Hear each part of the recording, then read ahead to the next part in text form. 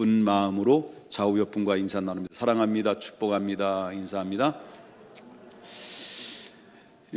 우리 매년 1월이 되면 반복적인 말씀입니다만은 축복의 열쇠 5가지를 전하게 되는데, 5가지 중에서 오늘은 세 번째, 교회, 내 삶의 중심이 되는 교회의 문제에 대해서 우리 한번 생각을 해보려고 합니다.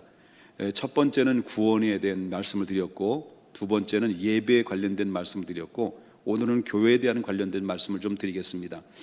여러분이 함께 읽었던 말씀 중에 13절을 보게 되면 예수님께서 갈릴리 중심을 통해서 하나님의 복음을 전하다가 제자들과 이번에는 전혀 가보지 아니하는 가이사랴, 저 북방의 지방으로 올라가셨습니다. 올라가시면서 제자들에게 한마디 툭 던지는 질문이 있었어요. 그 질문이 바로 뭐냐면, 사람들이 나에 대해서 관심이 많이 있는데 사람들은 나에 대해서 어떤 말들을 하고 있느냐라고 이렇게 질문을 던졌을 때, 제자들이 하는 얘기가 14절에서 어떤 이는 세례 요한이라고 말하기도 하고요, 어떤 이는 에레미야라고 말하기도 하고요, 어떤 이는 선지자 중에서 한 사람이라고 이렇게 얘기하고 있습니다 라고 했습니다. 그랬더니 예수님께서 제자들에게 또 질문을 해요. 그렇다면 너희들이 나를 오랫동안 따라다녔는데 너희들은 나를 생각할 때 나를 어떻게 생각하고 있느냐, 나를 누구라고 생각하느냐라고 제자들을 향해서 질문을 해요. 그때 제자 중에서 12명의 제자 중에서 한 사람인 베드로가 이런 얘기를 해요. 이런 고백을 해요. 16절에 나오는 말씀인데 우리 다 같이 한 목소리를 읽겠습니다. 시몬 베드로가 대답하여 이르되 주는 그리스도시요 살아계신 하나님의 아들이십니다. 자, 이 말을 들으시고 예수님께서 너무너무 기뻐하셨던 거예요. 그러면서 예수님께서 그 신앙 고백을 하고 있는 이 베드로라고 하는 제자에게 이렇게 이야기를 해요. 17절입니다. 다 같이 읽겠습니다. 예수께서 대답하여 이르시되 바요나 시몬아 내가 복이 있도다. 이를 내게 알게 한 이는 혈육이 아니요 하늘에 계신 내 아버지시니라 라고 말합니다. 칭찬을 하죠. 너무 기뻐서요. 그 말씀을 하신 다음에 18절에는 바로 아주 중요한 말씀을, 다 중요하지만은 아주 중요한 말씀을 18절에 예수님께서 베드로에게 이렇게 이야기를 해요. 18절에 보니까 또 내가 내게 이르노니 너는 누구라고요? 베드로라. 내가 이 반석 위에 내 교회를 세우리니 음부의 권세가 이기지 못하리라 라고 예수님께서 신앙을 고백을 들으시고 난 다음에 너는 베드로라, 이 반석 위에 내 교회를, 누구 교회를요? 예수님의 교회를 세우신다라고 이렇게 이야기를 하고 있습니다. 자, 여기서 18절에 나오는 말씀을 어떻게 보느냐에 따라서, 그 각도에 따라서 바로 기독교와 천주교가 갈라진다는 것을 우리가 의미할 수가 있다라고 하는 것이죠. 이 18절에서 천주교, 기독교와 이 천주교의 교회론이 갈라진 거예요. 교회론이 갈라졌는데, 그렇다면 너는 베드로라고 할 때 이 베드로라고 하는 말은 한국말로 바꿔서 말한다면 뭐를 말할까요? 반석이다라는 말이거든요. 이 말을 어떤 의미를 좀 깊이 들어가게 되면 베드로가 곧 반석이고 반석이 곧 베드로다라는 얘기예요. 이해되셨습니까? 베드로가 한국말로 뭐라고요? 반석이라는 거예요. 그러면 천주교에서는 이렇게 이야기를 하고 있는 거예요. 천주교에서 베드로가 반석이기 때문에 베드로 위에 뭐가 세워졌다는 거예요? 교회가 세워졌다라고 천주교는 얘기하고 있어요. 베드로 위에, 그 베드로 자체 위에 천주교회는 바로 뭐니까 교회가 세워졌다 이렇게 주장하고 있습니다. 그리고 예수님께서 이 땅에 오셔서 고난을 당하시고 십자가에 또 죽으시고 부활하시고 승천하신 후에 베드로에게 예수님이 모든 권세를 이양해 줬다. 왜? 베드로 위에 교회를 세워졌기 때문에 바로 예수님이 승천하시기 직전에 모든 권세를 베드로에게 이양해 줬다라고 이 천주교에서는 그렇게 믿고 있는 거예요. 그리고 베드로는 그때부터 그 권세를 가지고 교회를 치리하고 그리고 또한 하나님의 복음을 증거하다가 베드로가 죽었어요. 그러면 죽은 다음에 베드로에게 권세를 예수님께로부터 베드로가 권세를 이양을 받고 베드로가 죽은 다음에 그 권세는 사라지는 것이 아니라 그 죽은 다음에 교황이 베드로를 이어받는 거죠.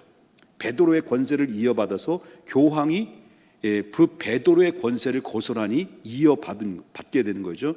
그리고 또 다음에 교황이 죽으면 그 다음에 교황이 또 권세를 계속해서 이어받게 된다라는 것인데, 이것이 천주교에서 말하고 있는 교황 제도라고 하는 것을 의미할 수가 있다라고 하는 것입니다. 자, 여기까지 이해되셨으면 아멘 합시다. 자, 그래서 중세 시대의 역대 교황들이 칙령을 내린 적이 있어요. 그 칙령이 얼마나 그 권세가 위대하고 권세가 센지, 교황은 그 칙령이 내려진 것이, 교황은 하나님의 말씀과 동일한 권위를 가지고 있기 때문에 바로 사람을 죽일 수도 있고 사람을 살릴 수도 있다라고 얘기했다는 거예요. 그리고 교황은 교회 재산을 바로 몰수할 수도 있고 돌려줄 수도 있다. 그래서 중세 시대의 가장 무서운 재판 중에 재판이 어떤 재판인 줄 아십니까? 종교 재판이었습니다. 거기에 교황으로부터 걸려들면 살아남을 수 없는 것이고, 바로 교황은 교황에 따라서 사람이 살고 죽는 것이 결정이 되는데, 왜냐하면 교황이 하나님의 절대적인 주권을 가지고 있기 때문에 그렇게 됐다는 거죠. 그래서 교황은 무호소를 주정했습니다. 무호소를 조정했다는 것은 무엇을 의미합니까? 교황은 예수님의 권세를 베드로에게 이양했고, 베드로에게 이양됐던 그 예수님의 권세를 바로 교황이 계속 이어를 받았기 때문에, 그래서 교황은 무호하다.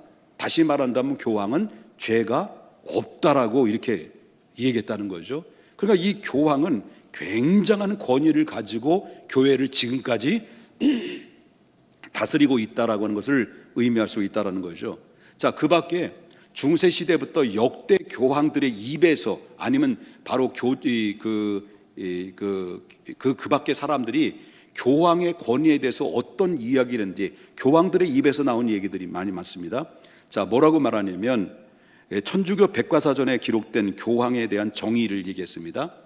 뭐라고 말하냐면, 교황은 너무 존엄하고 높기 때문에 단지 인간이 아니라 하나님과 같은 존재로서 하나님의 대리자다라고 말했습니다. 기가 막힌 이야기를 하고 있죠. 기가 막힐 노릇 이야기죠.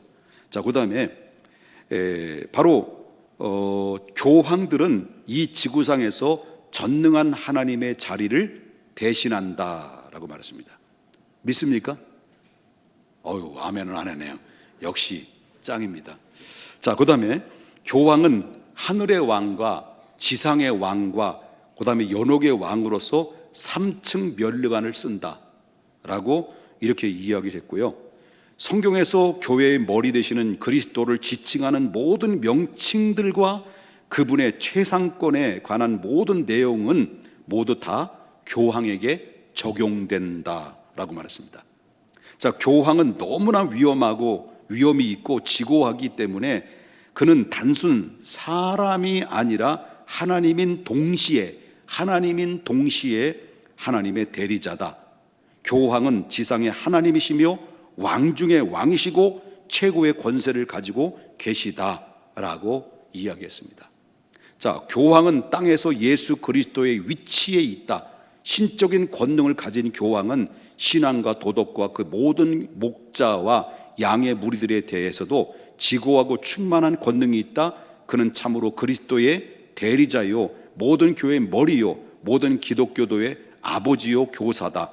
그는 무오한 통치자요, 죄가 없는 통치자요, 바로 교회의 기초이며 공의의 심판권을 가진 권위자이다. 또 진리에 있어서 우주적인 통치자이며 세계의 중재자이며 하늘과 땅의 최고의 사법권을 가진 바로 땅에 있는 하나님 자신이다. 하나님 자신이다.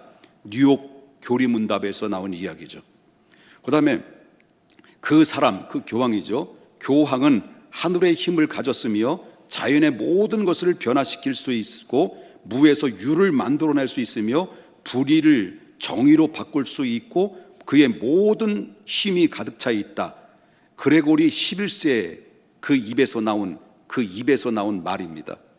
또 기가 막힌 이야기죠. 교황 비오 10세가 뭐라고 말하면, 자신을 향해서 뭐라고 말하냐면 내가 길이요 진리요 생명이다.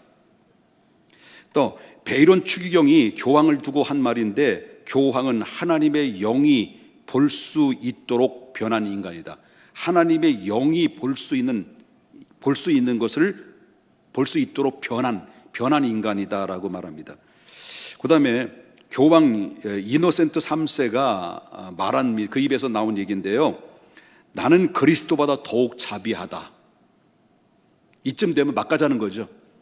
자, 자비하다. 왜냐하면 나는 영혼들을 연옥에서 건져나는데 반해 그리스도는 영혼들을 연옥에서 연옥에다가 가두었기 때문이다. 교황 이노센트 3세 입에서 나온 이야기입니다. 자, 교황은 하나님이 할 수 있는 모든 일을 할 수 있다. 데시우스의 말입니다. 그 다음에 죄를 용서받으려면 하나님께로 가지 마라, 내게로 와라. 1984년도 12월 12일 날 LA 타임즈지에서 기재된 교황인 요한 바오로서 2세가 이야기한 내용인 것입니다. 자, 이렇게 종합해 보면 어마무시한 거잖아요. 천주교는 베드로 자체 위에 세워져서 예수님의 권세를 베드로에게 줬고 모든 권세를 교황에게 줬으므로 교황은 이러한 권세를 가지고 있다는 것을 역대 교황들의 입에서도 이야기가 나오는데, 어느 정도냐? 본인이 하나님이다라는 얘기까지 할 만큼 쏟아냈다는 것을 보게 됩니다. 자, 그림을 한 편 보겠습니다. 자, 그림을 한 편 보게 되면 가운데 있는 분이 위대한 교황님입니다.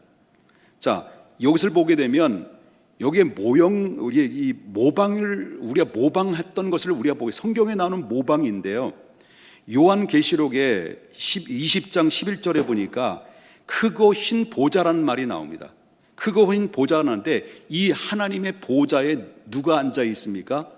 교황이라는 분이 아닌데, 저기 보면 흰 보좌 나오잖아요. 뒤에 보면 흰 보좌가 나오죠. 하얀색으로 기록되어 있고요. 그 다음에 좌우에 뭐가 있습니까? 좌우에 보좌 옆에는 날개가 있는 뭐가 있죠? 그 그룹들이죠. 천사지죠. 여러분, 천사 형상은 사도행전 37장 16절 그룹, 즉 천사들을 모방한 내용이라고 볼 수 있습니다. 좌우에 천사들이 그룹들이 있고, 날개 달린 그룹들이 있고. 자, 교황이 하나님의 자리를 대신하는 것을, 상징하는 것을 우리가 보게 된다는 거죠. 기가 막힐 노릇이죠. 자, 이것이 바로 실체라는 것을 보게 된다는 거죠. 그만큼 베드로로 이양받은 모든 권세가 교황에게 집약되어 있다는 것을 보게 되면, 바로 그러니까 교황의 말 한마디가 어떻습니까? 한마디 쏟아낼 때마다 모든 신도들은 눈물을 흘리고 감격을 하고 감동을 합니다. 제가 그리스도의 이름으로 말씀을 선포하고 10년 30년 동안 외쳐대도 전혀 꼼짝도 안 하고 은혜도 안 받고 그냥 막 팔짱 끼고 있는데도 불구하고 교황 한마디가 딱 던지는 가운데 그 말에 막 눈물 뿌리고 아멘한 이유가 뭡니까? 교황이 하나님 자체이기 때문인 겁니다. 이런 권세를 가지고 있기 때문에 그렇습니다. 과연 그럴까요? 정말 과연 그럴까요? 정말 예수님께서 베드로라는 사람 위에 교회를 세웠을까요? 정말 하나님 예수 그리스도께서 교황이라고 하는 사람 위에 교회를 세웠을까요? 결코 정답이 아니다라고 하는 것입니다. 절대 그럴 수가 없다라고 하는 것입니다. 그러면 아니면 아닌 거에 대해서 증명을 대시오라고 하면 증명을 대겠습니다. 두 가지를 얘기할 수 있습니다. 아니라는 거죠. 교황이나 베드로 위에 교회가 세워지지 않았다는 것을 이야기하려면 반증을 내야 되는데, 증명을 내야 되는데, 그 증명 중에 두 가지, 크게 많이 있습니다만은 크게 대표적으로 두 가지를 말씀드리고자 하는 것은, 문맥 속에서 보면 아니다라는 것을 금방 알 수가 있다라고 하는 거죠. 자, 18절을 다시 보겠습니다. 이 반석 위에 누구 교회를 세운다는 거죠? 내 교회를 세운다고 하는 말씀을 하셨단 말이에요. 바유나 시몬아, 내가 복이 있도다. 알게 아니라 네가 한 것이 하늘에 너의 천부께서 그런 것이다. 그러면서 너는 베드로라, 이 반석 위에 내 교회를 세운다라고 막 칭찬하고 천국 열쇠를 주겠다고 말씀을 하셨는데, 그리고 곧바로 말씀하시고 난 다음에 예수님께서 뭐라고 말씀하셨냐면, 마태복음 오늘 말씀 읽었던 16장 21절에 예수님께서 곧바로 무슨 말씀하셨습니까? 이때로부터 예수 그리스도께서 자기가 예루살렘으로 올라가 장로들과 대제사장들과 서기관들에게 많은 고난을 받고 죽임을 당하고 제3일에 살아나야 할 것을 제자들에게 비로소 나타나십니다. 여태까지 제자들에게 단 한 번도 예수님께서 십자가에 죽으시고 부활하실 거에 대해서는 말씀을 한 번도 한 적이 없습니다. 그런데 죽으심에 대해서 한 번도 이야기하지 않았는데, 그런데 베드로의 신앙의 고백을 하자마자 그 다음에 예수님이 제자들에게 이제 얼마 후면 죽을 것이다, 죽은 다음에 다시 부활할 것이다 라는 것을 말씀하셨다라는 거죠. 자, 베드로가 신앙 고백에서 입에서 침이 마르기도 전에, 고백한 고백의 침이 마르기도 전에 예수님께서 죽음에 대한 이야기를 했을 때 그 베드로가 그 말씀을 듣고 흥분을 하는 거죠. 흥분을 하면서, 그리고 그런 베드로가 예수님께 이런 말을 해요. 자, 16장 22절입니다. 똑같은 16장에서 이루어진 사건입니다. 자, 뭐라고 말하냐면, 베드로가 예수님을 붙들고 뭐 했다는 거죠? 항변했다는 거예요. 나 죽는다, 얼마나 있다. 그리고 다시 살아날 것이다. 왜 죽느냐? 모든 인류를 위해서 내가 죽지 않으면 수많은 인간들이 구원받을 수 없기 때문에 그렇다. 죽는다 라고 말씀하셨다는, 죽음에 대한 이야기를 했습니다. 그랬더니 그 말을 듣고 베드로가 예수님을 항변하여 이르되, 항변했다는 건 뭡니까? 예수님 붙들고 막 흔들었다는 얘기죠. 흔들면서 그리하지 마옵소서, 이 일은 결코 미치지 못할 것입니다. 아닙니다, 그럴 수 없습니다. 바로 주님은 죽을 수 없습니다. 내가 못 죽게 할 것입니다 라고 했다는 거예요. 자, 이 말은 틀려요, 안 틀려요? 베드로 입장에서 이야기했을 때, 베드로의 입장에서 볼 때 예수님을 생각해서 얘기하는 거예요? 생각해서 얘기하는 거예요? 그렇죠? 생각해서 얘기하는 거예요. 틀린 얘기 아닙니다. 그런데 주님께서는 베드로에게 뭐라고 책망합니까? 자, 23절입니다. 예수께서 막 항변에 막 흔들어 제끼면서 그럴 수 없습니다, 절대 그리하면 안 됩니다 라고 막 항변했을 때, 그때 예수님이 그 말을 듣고 베드로에게 뭐라고 말합니까? 사탄아, 내 뒤로 물러가라. 너는 나를 어떤 자라는 거예요? 넘어지게 하는 자로다. 내가 하나님의 일을 생각하지 않고 도리어 사람의 일을 생각하느니라고 예수님께서 베드로를 책망을 해요. 다시 말한다고 한다면, 사탄아, 넌 내 뒤로 물러가라. 너는 나를 넘어지게 하는 것이다. 왜 넘어지게 하는 겁니까? 예수님의 십자가에 못 박혀 죽지 못하게 만드는 것은 누구의 생각입니까? 하나님의 뜻입니까? 자기의 생각입니까? 하나님의 뜻이 아니에요. 하나님의 뜻은 예수님의 십자가 내주는 거예요. 예수님이 이 땅에 오신 것도 죽으러 오신 거예요. 그게 못 죽는다는 거예요. 그런 것은 무슨 말입니까? 하나님의 뜻을 역행한다는 거예요. 그래서 사탄아 물러가라라고 말씀하셨다는 거예요. 조금 전까지만 해도 바요나 시모나 내가 복이 있도다 하면서, 너는 베드로라, 이 반석에 내 교회를 세울 것인데 음부의 권세가 너를 침범하지 못하게 될 것이다 라고 말했는데, 침이 마르기도 전에 바로 단분 몇 분도 안 되고 주님께서 돌아서 베드로에게 뭐라고 말합니까? 이 사탄아, 내 뒤로 물러가라. 너는 나를 넘어지게 한 자라다. 내가 하나님의 일을 생각하지 않고 도리어 사람의 일을 생각한다라고 이렇게 이야기했다는 거예요, 예수님이. 여러분, 이것이 사람이에요. 이것이 사람이죠. 이렇게 연약하다는 거예요. 어느 때는 신앙 고백하다가 어떤 때는 말을 넘어졌다. 한마디로 신앙 고백했는데도 불구하고 분별력이 없어서 이게 뭘 옳은 것인지 그런 것인지 분별력이 없는 가운데 땅바닥에 떨어지는 것이, 추락하는 것이 인간의 마음이죠. 요랬다 저랬다, 뒤집어졌다 엎어졌다, 뒤집어졌다 엎어졌다. 관 이렇게 뒤집어졌다 엎어졌다 분별력이 없는 사람 위에, 이 베드로 위에 예수님께서 교회를 세웠겠냐는 거죠. 아니다는 거예요. 그뿐만 아닙니다. 예수님이 체포를 당했어요. 체포를 당할 때 베드로 그 옆에 따라갔죠. 그런데 옆에 있었던 계집 종이 너도 그리스도에 함께 있었던 자가 아니냐, 너 그리스도의 제자가 아니냐, 나는 똑똑히 봤다라고 이렇게 이야기했을 때, 그때 이 계집 종에게 많은 사람들 앞에 예수님에 대해서 뭐라고 얘기했습니까? 나는 예수님 모른다. 아니 곤방 전까지 예수는 주는 그리스도시여 살아계신 하나님의 아들입니다라고 그래놓고 나는 주님 몰라요. 근데 두 번째도 몰라요. 세 번째는 예수님을 저주를 했단 말이에요. 욕을 한바탕 했다는 거예요, 예수님에 대해서. 예? 세 번씩이나 예수님을 부인하고 세 번째는 예수님을 저주를 퍼부을 만큼 이렇게 연약한 이 베드로인데 캐톨릭은 뭐라 했습니까? 이 베드로가 하나님의 말씀과 동일한 권위를 가지고 있다고요? 맞습니까? 안 맞죠. 어떻게 이 베드로가 하나님의 말씀과 동일한 권위를 가지면서 예수님의 권세를 다 가졌다, 하나님과 동일한 권세를 가졌다라고 이렇게 얘기할 수 있겠냐는 거죠. 안 된다는 거죠. 말이 안 되는 거죠. 그렇습니다. 여러분, 이것을 어떻게 해석할 수 있을까요? 이런 사람이 어찌하여 하나님의 말씀과 동일한 권세를 가지고 권위를 가졌다고 볼 수 있겠냐는 거예요. 이 사람이 어찌 죄와 허물이 없는 무오한 자가 있느냐, 죄가 없는 자가 될 수 있겠냐라고 하는 것입니다. 이런 인간 위에 교회가 세워졌다고 한다면 그 교회는 어떻게 될까요? 그 교회는 얼마나 갈까요? 이런 연약하게 뒤집어졌다 엎어졌다는 이 연약한 인간의 교회가 세워졌다, 교회가 존재할 수 있을까요? 존재 못하는 겁니다.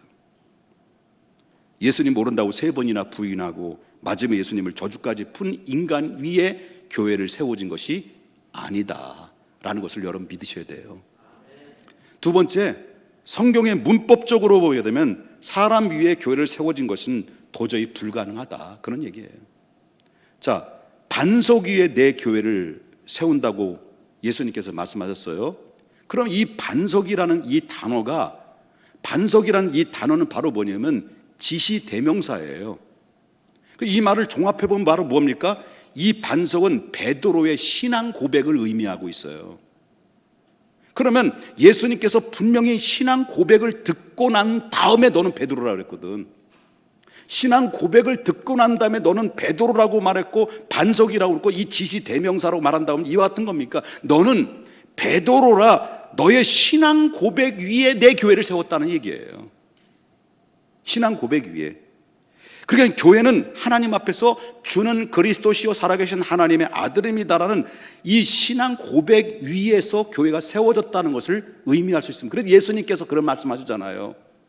누구든지 내 이름으로, 누구의 이름으로? 내 이름으로 두세 사람이 모인 곳에 내가 너희와 함께 하겠다. 주의 이름으로 두세 사람이 모여도 그것이 바로 뭐냐? 교회예요. 교회라는 거예요. 바로 주는 그리스도시요 살아계신 하나님의 아들입니다라는 신앙 고백한 사람들이 두 사람만 모여도 바로 그것이 교회지, 그 사람 자체가 교회가 아니라는 것을 이야기하고 있다는 거예요. 무슨 고백이에요? 신앙 고백 위에 세워진 거예요. 믿습니까?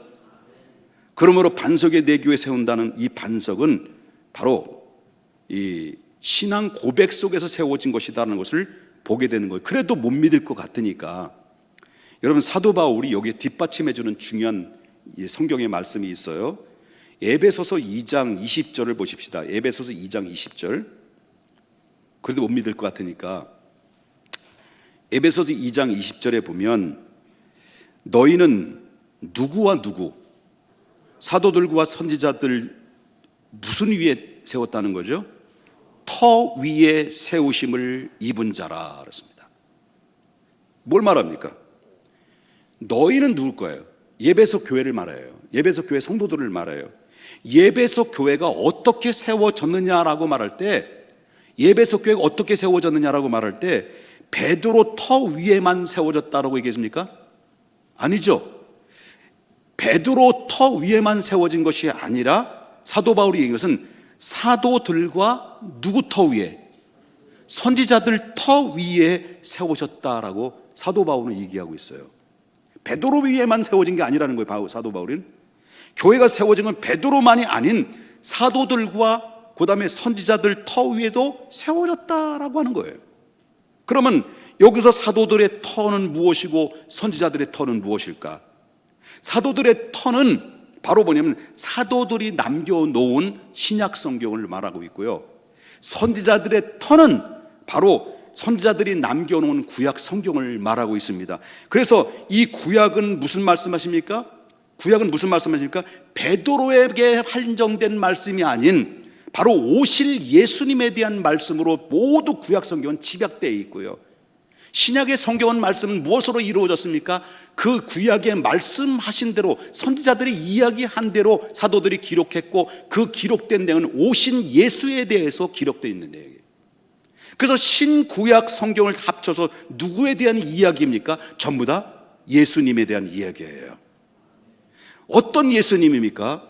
그러므로 주는 그리스도시요 살아계신 하나님의 아들입니다라는 신앙 고백 위에서 바로 이 성도들이 세워지고 교회가 세워졌다는 것을 보게 됩니다. 그래서 바로 구약의 성경 선지자들이 이야기했던 말씀, 예수님에 대한 말씀, 오실 자에 대한 말씀, 사도들이 신약의 성경의 말씀, 오신 자에 대한 말씀을 통틀어서 그 말씀을 우리가 믿고 받아들여서 입술로 주는 그리스도시요 살아계신 하나님의 아들입니다라고 고백한 성도들에게 그 고백 속에서 교회가 세워진 것이지 사람 위에 세워진 것이 아니다라는 것을 보게 된다라는 거죠. 그러므로 터가 다르면 교회가 아닌 거예요. 수많은 이단들의 특징이 바로 무엇입니까? 삼위일체를 부인해요. 그래서 그 이유가 뭡니까? 삼위일체 중에 자기가 들어가야 되기 때문에. 그래서 결국 어떻습니까? 자기가 하나님이다는 거예요. 자기가 바로 제 이름 예수다라, 자기가 보혜사 성령이다, 이렇게 이야기를 하면서 사람들을 현혹시키고 자기 사람으로 끌어들여서 그래서 예수 그리스도 위에 또 다른 그리스도가 등장이 되는 거죠. 이게 바로 교주들입니다. 여러분, 우리는 그들을 교회라고 인정하지 않는 이유가 있습니다. 그겁니다. 강한 교회는 어떤 교회냐? 성경과 신앙 고백 터 위에 세워진 교회야말로 진정한 교회라고 하는 것을 이야기하고 있다라는 거예요. 그러므로 교인의 주인은 베드로가 아닙니다. 교황이 아닙니다. 교회 주인은 누가 주인이에요? 그리스도 예수가 주인이라는 거예요.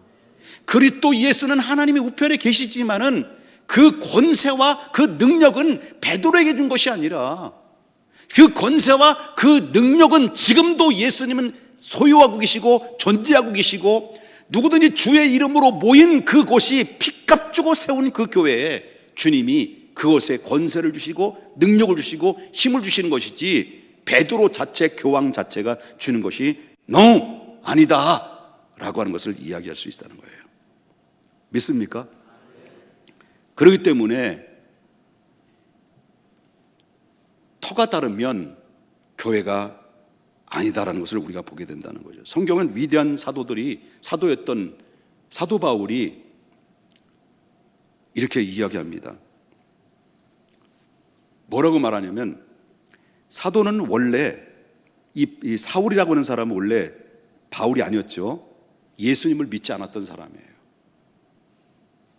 그런데 예수 믿는 사람이 믿지 않는 사람인데 초대교회가 태동이 될 때 사도 바울은 자기 의가 너무 충만해가지고 기독교인들을 파괴했어요. 죽였어요. 수많은 사람들을 체포했어요. 그것도 불에 못 이기니까 기독교가 막 부흥이 나고 막 부흥이 되고 교회가 막 세워지니까, 그래서 대제사장의 공문을 받아가지고요, 예수 믿는 성도들을 잡아서 체포를 영장 발부받아서 여기저기 막 군사를 이끌고 막 여기저기 색출하기 시작했어요.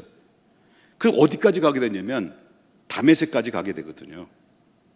이 다메섹에 가자마자 도착해서 얼마 안 있다가 이 사울은 누굴 만나요?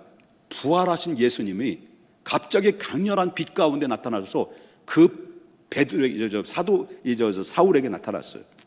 눈이 멀었어요. 쓰러졌어요. 헤매고 있었어요. 헤매고 있는 그때에 하늘에서 부활하신 예수님의 음성이 들려와요. 사울아, 사울아, 내가 어찌하여 나를 파괴하느냐라는 음성이 들려요. 사도 바울은 한 번도 예수님을 박해한 적이 없어요. 한 번도 예수님에 대해서 핍박한 적도 없고 예수님을 만나본 적도 없는데, 그런데 예수님이 부활하신 주님이 이 사울에게 너희가 어찌하여 나를 핍박하느냐라고 예수님을 핍박한다라고 얘기하거든요. 뭘 말하냐? 한 번도 본 적도 없고 예수님 자체를 핍박하지 않고 단순히 예수 믿는 사람들과 성도들과 교회를 핍박했는데, 예수님은 성도들과 교회를 핍박하는 것이 곧 누구를 핍박하는 걸로 여겼다는 거예요? 예수님을 핍박하는 것으로 여겼다는 거예요. 이건 뭘 말하냐면 바로 교회와 예수님은 뭐라는 거예요? 일치하다는 거예요. 일치하다. 교회를 박해하는 것은 곧 예수님을 박해하는 것이고, 교회를 영접하는 것은 곧 예수님을 영접하는 것이고, 교회를 환영하는 것은 곧 예수님을 환영하는 것이고, 교회를 거부하는 것은 곧 예수님을 거부하는 것과 동일하다, 그런 얘기예요. 그러므로 말미암아 교회는 예수님의 피값 주고 세운 교회예요. 그렇기 때문에 예수님과 교회는 생명의 관계예요. 생명의 관계. 그 예수님과 동일하다는 거예요. 여기서 사울이 변하여서 바울이 됐던 결정체가 바로 그거라는 것을 우리가 보게 된다라고 하는 것이죠. 사랑하는 여러분, 베드로가 피 흘려 세운 교회가 아니잖아요. 베드로가 십자가에 못 박힌 것이 아니잖아요. 교황이 십자가에 못 박혀 죽은 것도 아니고 부활한 것도 아니잖아요. 바로 뭐냐면 오직 교회는 예수 그리스도가 주가 되시는데, 왜냐하면 교황이 베드로가 십자가에 못 박혀 죽고 부활한 것이 아니고 오직 바로 뭡니까? 예수 그리스도께서 피 흘려 교회를 세워주셨다는 것을 우리가 믿고 살아야지, 바로 사람 위에 교회가 세워진 것은 아니라는 것을 단적으로 보여주는 것이다라고 하는 것이죠. 기억하십시다. 교회를 떠나는 것은 곧 뭘 떠나는 거예요? 주님을 떠나는 거예요. 왜? 교회와 예수님은 하나이기 때문에 그렇습니다. 교회를 떠나는 것은 곧 주님을 떠나는 것이고, 교회를 거부하는 것은 곧 주님을 거부하는 것이고, 기억하십시다. 교회는 그리스도의 몸이라는 것을 기억해야 된다는 거예요. 교회가 무너뜨리면, 그리고 교회를 무너뜨리면 뭘 무너뜨리는 것 같아요? 예수님을 무너뜨리는 것 같습니다. 왜? 교회는 예수님의 생명의 관계이기 때문이었습니다. 그렇기 때문에 교회에서는 다툼이 있어서는 안 되는 거예요. 교회가 막 분열되고, 교회가 막 갈라지고, 교회가 막 싸우고 멱살 잡고, 이거는 바로 뭐냐면 그리스도의 몸을 해치는 거예요. 왜? 그리스도와 교회는 하나이기 때문에. 믿습니까? 교회를, 내가 다니는 교회가 마음에 들 수도 있어요, 마음에 안 들 수도 있어요. 마음에 들지도 않고 마음에 들 수도 있는 거죠. 담임 목사가 마음에 다 듭니까? 예? 여러분, 제가 마음에 다 들어요? 거짓말. 저는 왜 여러분들이 마음에 다 안 들지? 담임 목사가 다 마음에 안 들어요. 설교도 안 들고, 교회도 옛날에 다녔던 교회는 이런데 이 교회는 도대체 왜 이러냐고 막 불평하고 본망할 수도 있어요. 그러다가 마음에 안 들다 보면 은혜가 안 되잖아. 예? 은혜가 안 될 때 있잖아요. 은혜가 계속 안 되면 괴롭잖아요. 그러면 도저히 다니다가 마음에 안 들고 은혜가 안 되면, 여러분, 나의 영혼 구원을 위해서 교회를 다른 데 옮기는 것도 괜찮아요. 그렇다면 다음 주에 한 명도 안 나오게 생겼지만, 정말 은혜가 안 되면 조용하게 다른 교회로 옮기는 것도 괜찮아요. 은혜가, 내가 살아야 되는데, 내가 살겠다는데, 그거 저한테 찾아와서 목사님 다른 교회로 가겠습니다라고 하는 데 있어서, 그가 그런 말을 저한테 찾아와서 그런 이야기 할 정도까지 있기까지는 얼마나 많은 고민을 했고 얼마나 많은 그런 생각을 했겠냐는 거예요. 그죠? 그래서 저는 그거를 존중하고 있다는 거예요. 존중한다. 그러면 그런 존중하는 부분에 있어서 잘 가서 신앙생활을 해서 행복해질 수만 있다면 담임 목사는 기꺼이 보내드려야 되는 거죠.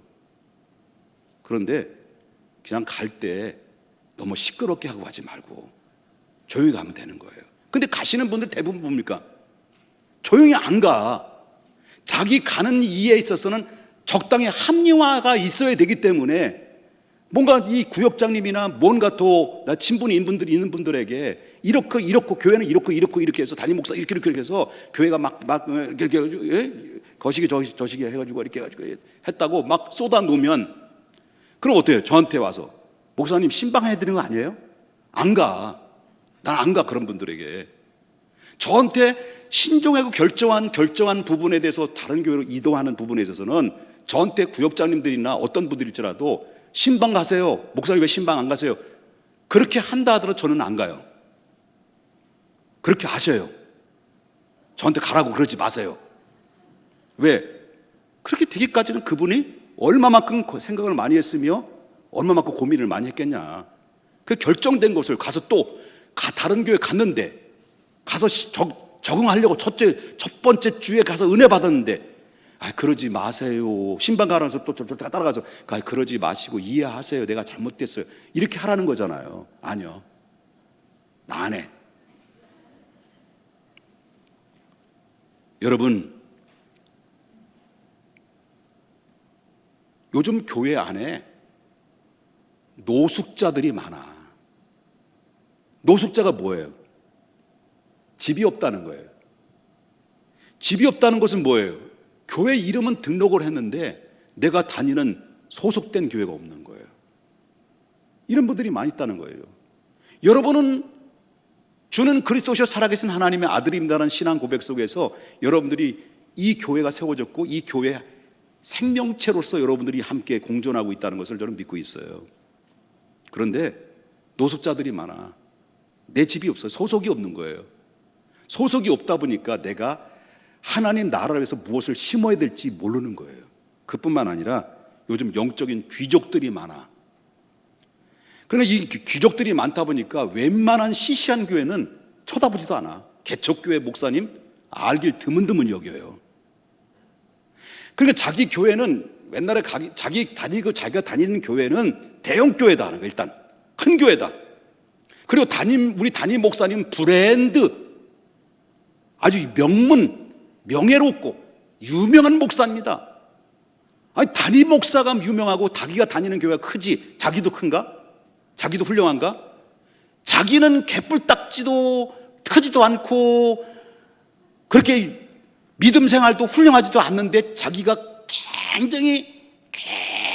굉장히 귀족처럼 생각하는 이런 사람들이 있어서 개척교회 그러면 알기 드문하고 우습게 여기고 개척교회 다니는 목사님들을 완전히 한 눈을 깔어 이렇게 여기는 사람들이 얼마나 많은지 몰라요. 저주받아야 된다는 생각이 가끔마다 들어요. 이런 분들은.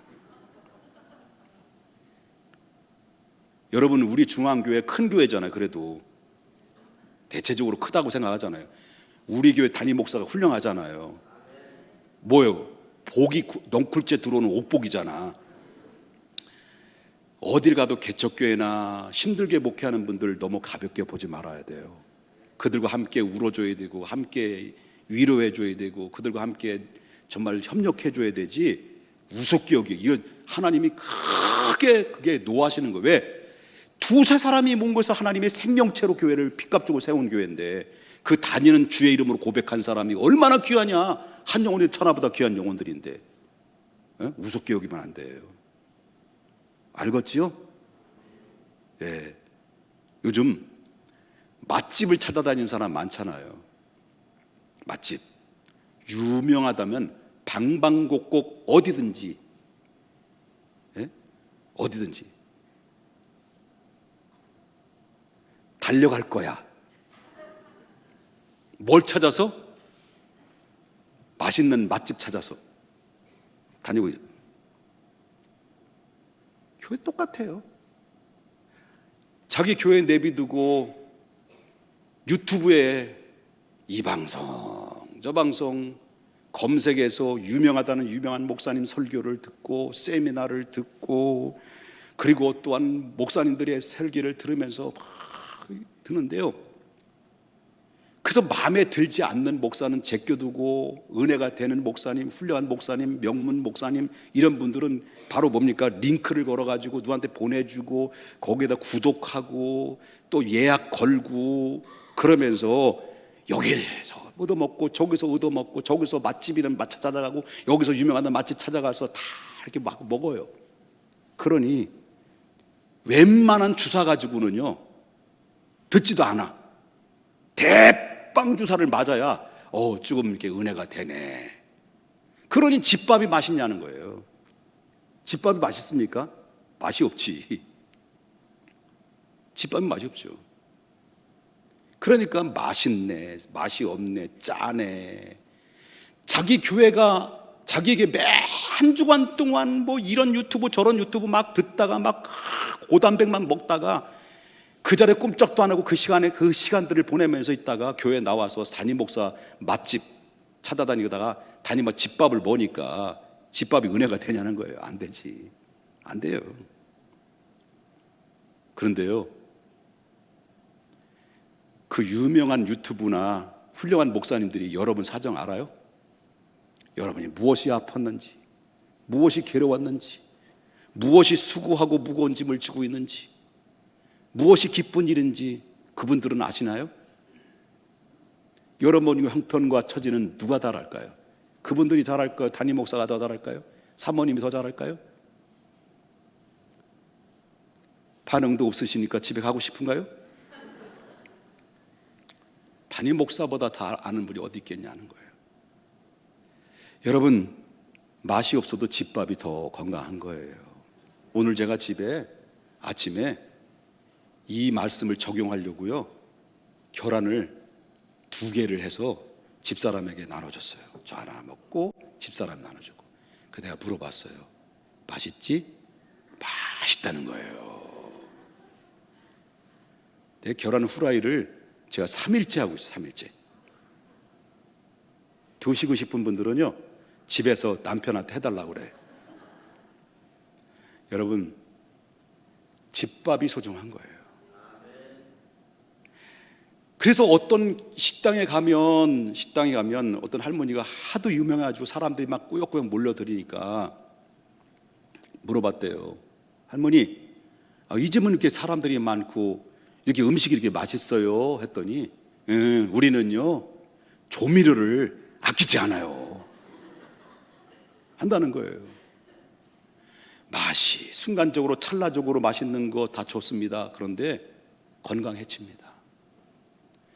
하나님 평택중앙교회 예수 그리스도의 피값주고 세운 이 소중한 교회에 주는 그리스도에서 살아계신 하나님의 아들입니다라고 고백한 사도들이 이 모여진 곳에 매주마다 정말로 영양가 있고 몸에 좋다는 거 다 여기저기 찾아다니면서 다 모아서 음식을 마련해서 주일날 여러분들에게 떠먹여 드릴 때 그 하나씩 말씀을 들을 때마다 아멘으로 차곡차곡 양식이 영의 양식으로 채워지게 되면 그것이 바로 여러분들에게 영의 양식이 되고 믿음의 성장이 되면서 여러분 하나님 나라의 소중한 백성으로서 자라나는 것을 우리가 보게 된다는 것을 보습니다. 여러분, 교회는 예수님이 피값 주고 세운 교회입니다. 교회가 예수님이고 예수님이 교회입니다. 우리는 교회를 세워가는 공동체입니다. 지체들입니다. 그리스도의 몸을 세워져가는 사람입니다. 왜? 우리는 그리스도를 믿는 백성들이기 때문에, 생명체이기 때문에 주님 오실 그날 때까지 교회를 이루어 나가고 세워져 나가는 하나님의 사람들로서 우리가 교회론을 반드시 이해하고 내가 평택중앙교를 나를 보내신 이유와 목적을 알며 일생 동안 뼈를 묻으면서 주님 나라 바라보면서 이 주님 앞에 부끄러울 것이 없는 하나님의 사람으로 서기를 주님의 이름으로 축복합니다. 거룩하신 하나님 아버지, 주님의